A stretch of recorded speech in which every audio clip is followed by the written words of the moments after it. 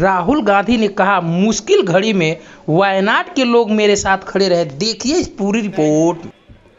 Everybody in the UDF family, the workers, the leaders, all our supporters for the tremendous hard work that they did during the election. ഈ തെരഞ്ഞെടുപ്പ് കാലത്ത് ഏറ്റവും വലിയ കഠിനാധ്വാനം ചെയ്ത എൻ്റെ UDF കുടുംബത്തിലെ എല്ലാ പാർട്ടി പ്രവർത്തകരെയും എല്ലാ നേതാക്കളെയും നിങ്ങൾ ഓരോരുത്തരെയും നിങ്ങളുടെ കഠിനാധ്വാനത്തിന് വേണ്ടി ഈ വലിയ വിജയത്തിന് വേണ്ടി പ്രവർത്തിച്ചതിന് ഞാൻ നന്ദി പറയാൻ ആഗ്രഹിക്കുന്നു. I'd also like to thank all the voters who supported us. Many people who are in the LDF supported us, so I'd like to thank every single person who supported me in my candidature.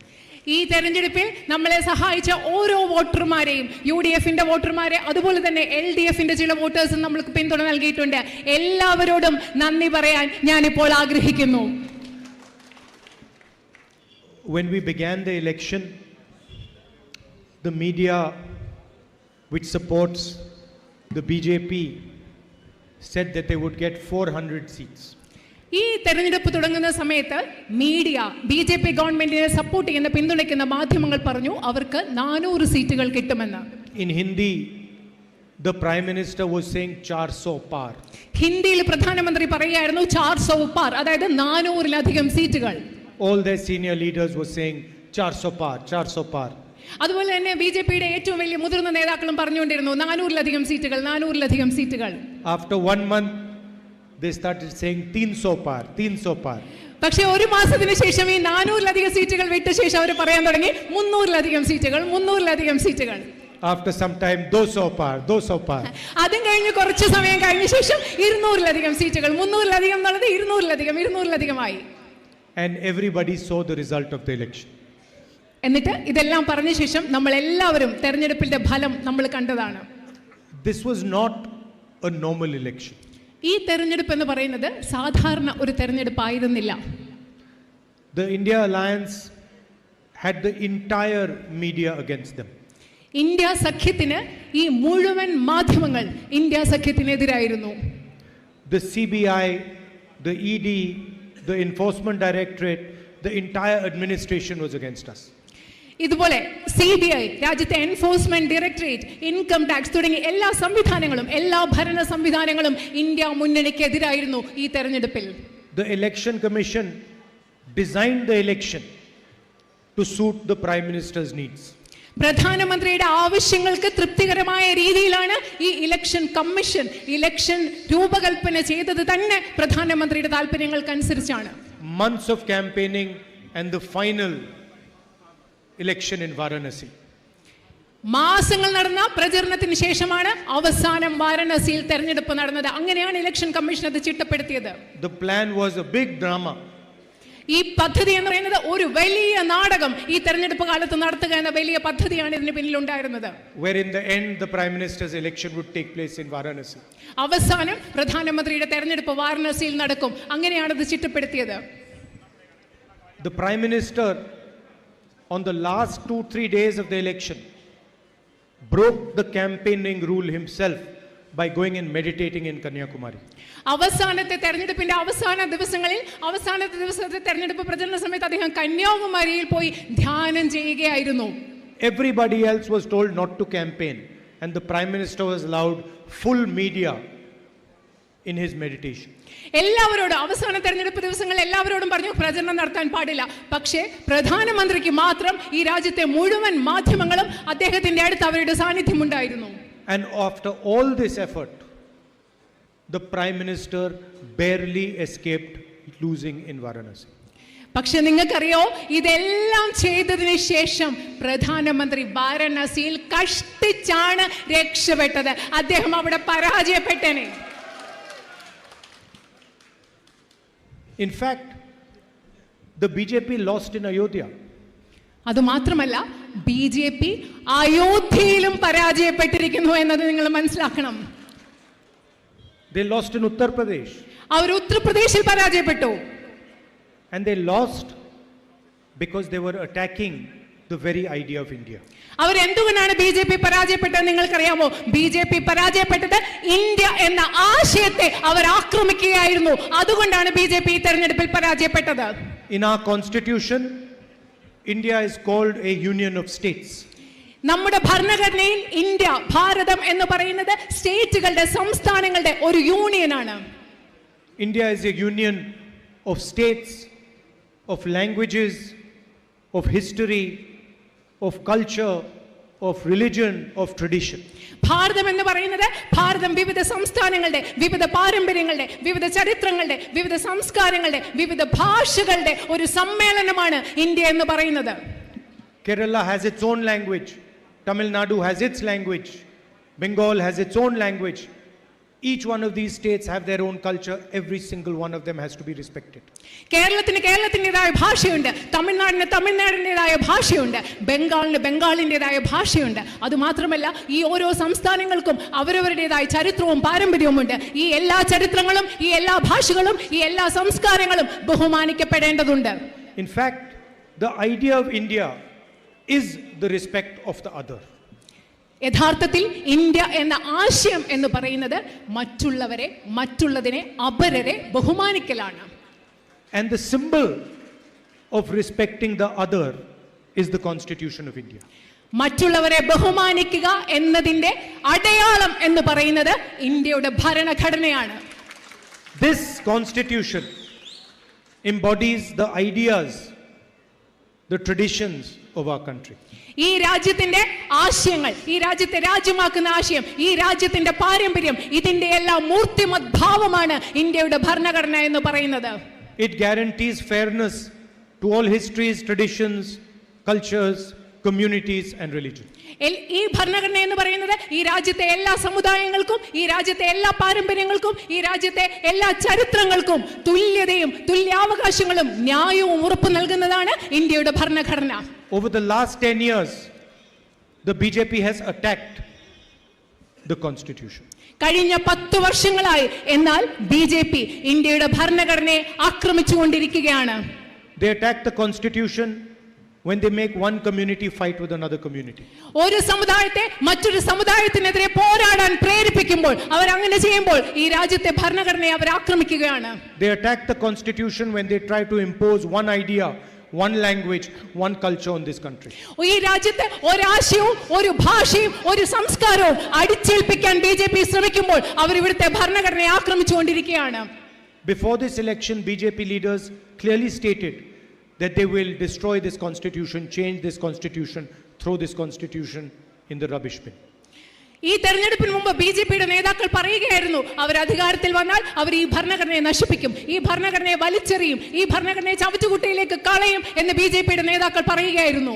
The whole idea of 400 par was to change the constitution of India.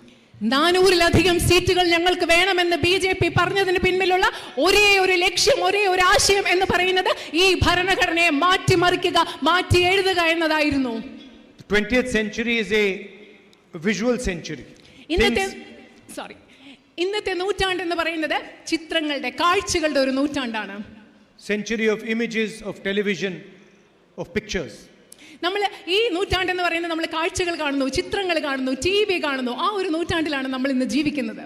So it is quite appropriate that after saying that they will change the constitution, the Prime Minister was seen doing this to the Constitution of India. കാഴ്ചകളുടെ ഈ ലോകത്ത് നമുക്ക് വളരെയധികം സന്തോഷമുണ്ട്. കാരണം ഭരണഘടനയെ മാറ്റിമറിക്കുമെന്ന് പറഞ്ഞ ശേഷം, തെരഞ്ഞെടുപ്പ് വിജയം വന്ന ശേഷം പ്രധാനമന്ത്രി ഭരണഘടനയെ ഇങ്ങനെ വന്നിക്കുന്ന കാണുന്ന ആ ഒരു ചിത്രത്തിന് വലിയ പ്രത്യേകതയുണ്ട്. So India gave a very clear message to the Prime Minister of India. You cannot touch the constitution of this country. അതുകൊണ്ട് ഇന്ത്യയിലെ ജനങ്ങൾ, ഇന്ത്യ പ്രധാനമന്ത്രിക്ക് വളരെ കൃത്യമായ ഒരു സന്ദേശം നൽകി. ഇന്ത്യയുടെ ഭരണഘടനയെ തൊട്ട് കളിക്കാൻ ഞങ്ങൾ അനുവദിക്കില്ല എന്ന കൃത്യമായ സന്ദേശം ഇന്ത്യ നൽകി. And the truth is that what we have today is a crippled government. ഇന്ന് നമ്മൾ പറയുന്ന സത്യം എന്ന് പറഞ്ഞാൽ ഇന്ന് കേന്ദ്രത്തിൽ അധികാരത്തിലിരിക്കുന്ന ഒരു ഗവൺമെന്റ് പൂർണ്ണമായിട്ടുള്ള ഒരു ഗവൺമെന്റ് അല്ല, ധാരാളം പ്രശ്നങ്ങളുള്ള ഒരു ഗവൺമെന്റ് ആണ് കേന്ദ്രത്തിൽ അധികാരത്തിലിരിക്കുന്നത്. A government that has been beaten so badly by the Indian alliance that it cannot walk straight. കാരണം ഇന്ത്യ മുന്നണിയുടെ മാരകമായ ഒരു പ്രഹരമേറ്റ അടിയേറ്റ ഒരു ഗവൺമെന്റാണ് അധികാരത്തിലിരിക്കുന്നത്. അതുകൊണ്ട് അവർക്ക് നേരെ നടക്കാൻ പോലും സാധിക്കാത്ത ഒരു ഗവൺമെന്റാണ് കേന്ദ്രത്തിലുള്ളത്. Certainly not a government that is going to capably lead this country. കാരണം ഈ രാജ്യത്തെ ശക്തിമത്തായ കഴിവുള്ള ഒരു ഗവൺമെന്റ് അല്ല, ഈ രാജ്യത്തെ മുൻപോട്ട് കൊണ്ടുപോയി നയിക്കാൻ പ്രാപ്തിയുള്ള ഒരു ഗവൺമെന്റ് അല്ല ഇന്ന് അധികാരത്തിലിരിക്കുന്നത്. The India Alliance and the Congress Party has also completely destroyed the idea of Mr. Narendra Modi. അതുമാത്രമല്ല, ഇന്ത്യൻ നാഷണൽ കോൺഗ്രസും ഇന്ത്യ സഖ്യമുന്നണിയും ചേർന്ന് നരേന്ദ്രമോദിയുടെ ആശയങ്ങളെ ഈ തെരഞ്ഞെടുപ്പിൽ പൂർണ്ണമായും പരാജയപ്പെടുത്തിയിരിക്കുന്നു എന്ന് കൂടി പറയാൻ ഞാൻ ആഗ്രഹിക്കുന്നു. Today, the Narendra Modi you see is a completely different Narendra Modi than before the elections. ഇന്ന് നിങ്ങൾ കാണുന്ന നരേന്ദ്രമോദി എന്ന് പറയുന്നത് തെരഞ്ഞെടുപ്പിന് മുമ്പ് നമ്മൾ കണ്ട നരേന്ദ്രമോദിയിൽ നിന്നും തികച്ചും വ്യത്യസ്തനായ ഒരു നരേന്ദ്രമോദിയാണ് ഇന്ന് നമ്മൾ കാണുന്നത്. The people of Wayanad supported me throughout the last 5 years. കഴിഞ്ഞ 5 വർഷങ്ങൾ മുഴുവൻ നിങ്ങൾ ഓരോരുത്തരും, വയനാട്ടിലെ ജനങ്ങൾ എന്നെ പരിപൂർണമായി ഉള്ള പിന്തുണ എനിക്ക് നൽകിയിട്ടുണ്ട്. I was traveling across the country and the people of Wayanad were supporting me throughout. ഞാൻ ഈ രാജ്യം മുഴുവൻ യാത്ര ചെയ്തുകൊണ്ടിരിക്കുകയായിരുന്നു. ആ കാലയളവിൽ മുഴുവൻ വയനാട്ടിലെ ജനങ്ങൾ, നിങ്ങൾ ഓരോരുത്തരും എന്നെ പിന്തുണച്ചു. I was being interrogated by the ED for 55 hours. The people of Wayanad were supporting me throughout. Enforcement directorate എന്നെ 55 മണിക്കൂറുകൾ ചോദ്യം ചെയ്തപ്പോൾ വയനാട്ടിലെ ജനങ്ങൾ എൻ്റെ കൂടെ നിന്നു, എന്നെ പിന്തുണച്ചു. The BJP gave me a jail sentence, a 2-year jail sentence, 20 plus cases, and the people of Wayanad were supporting me throughout.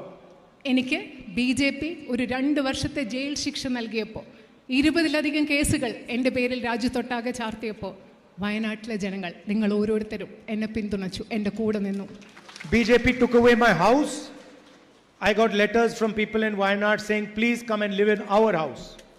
BJP എൻ്റെ ഔദ്യോഗിക വസതി എടുത്തു മാറ്റിയപ്പോൾ എനിക്ക് വയനാട്ടിലെ നിങ്ങളിൽ പലരും എനിക്ക് കത്തെഴുതി, ദയവ് ചെയ്ത് വന്ന് ഞങ്ങളുടെ വീട്ടിൽ താമസിക്കൂ എന്ന് വയനാട്ടിൽ നിന്ന് കത്തെഴുതി. And so, throughout this period, you have supported me with your love, affection, and support.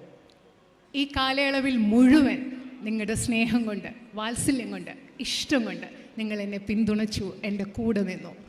So, this is beyond elections. അതുകൊണ്ട് ഇപ്പം ഞാൻ പറയുന്നത് നമ്മൾ തമ്മിലുള്ള ബന്ധം ഇലക്ഷന്, തെരഞ്ഞെടുപ്പിന് അതീതമായ ഒരു ബന്ധമാണ്. I can say, I could have said, look, people of Wayanad supported me in my elections and gave me a big victory.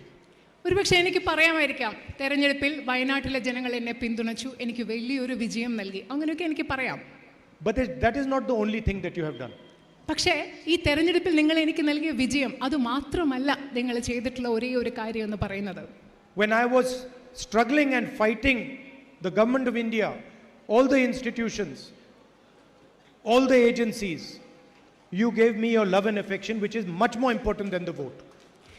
ഞാൻ ഇന്ത്യ ഗവൺമെന്റിനോടെതിരെ കഷ്ടപ്പെട്ട് പോരാടിക്കൊണ്ടിരുന്നപ്പോൾ എല്ലാ ഏജൻസികളെയും ഭരണഘടനാ സ്ഥാപനങ്ങളും അവരെനിക്കെതിരെ ഉപയോഗിച്ചതിനെതിരെ പോരാടിക്കൊണ്ടിരുന്നപ്പോൾ നിങ്ങളുടെ സ്നേഹം, നിങ്ങളുടെ വാത്സല്യം, ഇഷ്ടം എനിക്ക് നൽകി. അത് നിങ്ങൾ നൽകിയ വോട്ടിനേക്കാളും വളരെയധികം വിലയുള്ളതാണ് എന്ന് എനിക്ക് പറയേണ്ടതുണ്ട്. So you treated me like a family member and I can never thank you enough for that.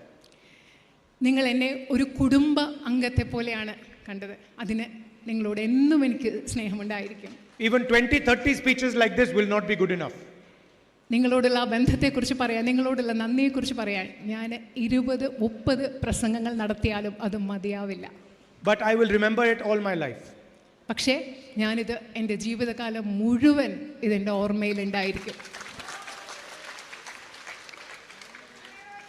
It was quite interesting to watch the election. In the beginning, the Prime Minister and all the BJP leaders were saying 400, then 300, then 200. നേരത്തെയും പറഞ്ഞതുപോലെ ഇലക്ഷൻ്റെ തുടക്കത്തിൽ ഭയങ്കര രസകരമായിരുന്നു നമ്മൾ election ശ്രദ്ധിക്കുക എന്ന് പറയുന്നത്. ആദ്യം 400-ലധികം സീറ്റുകളെന്ന് പ്രധാനമന്ത്രിയും BJPയുടെ ആൾക്കാരും പറഞ്ഞു, പിന്നെ 300-ലധികം സീറ്റുകളെന്ന് പറഞ്ഞു, പിന്നെ 200-ലധികം സീറ്റുകളെന്നും പറഞ്ഞു. Then towards the end of the election, the Prime Minister started having interviews with his friendly media houses. എന്നിട്ട് എന്താ പറ്റിയെന്നറിയോ, തെരഞ്ഞെടുപ്പിന്റെ അവസാനമായപ്പോൾ പ്രധാനമന്ത്രി അദ്ദേഹത്തിന്റെ സുഹൃത്തുക്കളായ മാധ്യമങ്ങളുമായിട്ട് ചില സംഭാഷണങ്ങളോ അഭിമുഖങ്ങളോ ഒക്കെ നടത്താൻ തുടങ്ങി. 3 or 4 sycophantic journalists would sit and the Prime Minister would talk to them. പ്രധാനമന്ത്രിയെക്കുറിച്ച് മുഖസ്തുതി നടത്തുന്ന 3-4 പത്രപ്രവർത്തകർ അവിടെ ഇരിക്കും. അവരോട് പ്രധാനമന്ത്രി അവരുടെ ഇടയിലിരുന്ന് സംസാരിക്കും. അങ്ങനത്തെ കുറിച്ച് അഭിമുഖങ്ങൾ അദ്ദേഹം ചെയ്തു.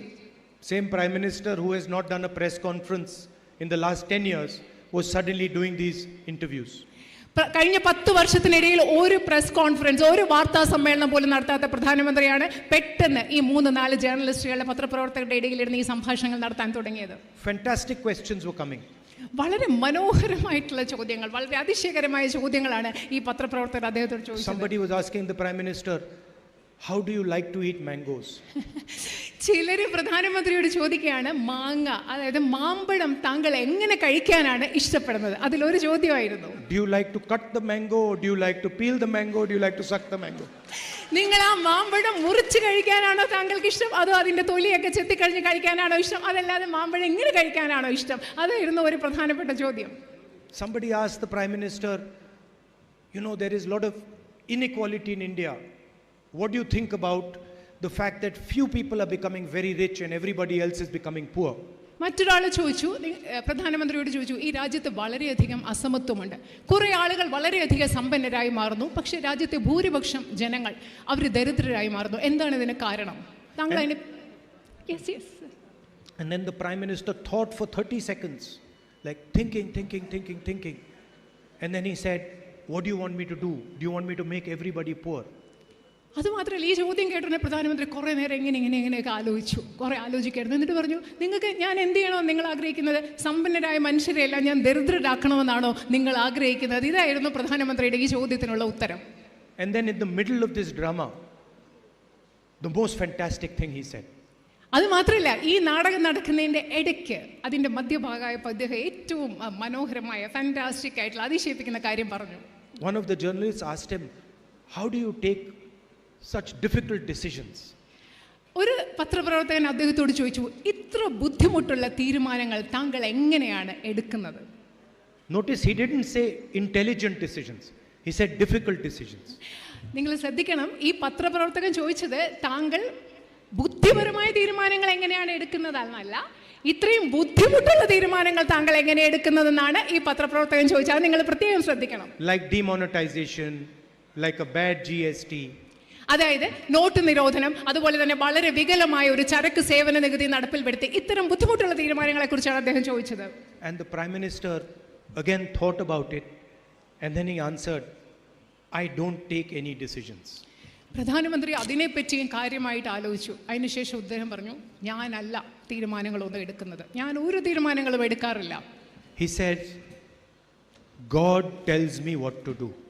അദ്ദേഹം പറഞ്ഞ എന്താണെന്നറിയോ, ഞാൻ തീരുമാനങ്ങളൊന്നും എടുക്കുന്നില്ല, ദൈവം എന്നോട് പറയും ഞാൻ എന്താണ് ചെയ്യേണ്ടത്. I am not a biological person. ഞാൻ നിങ്ങൾ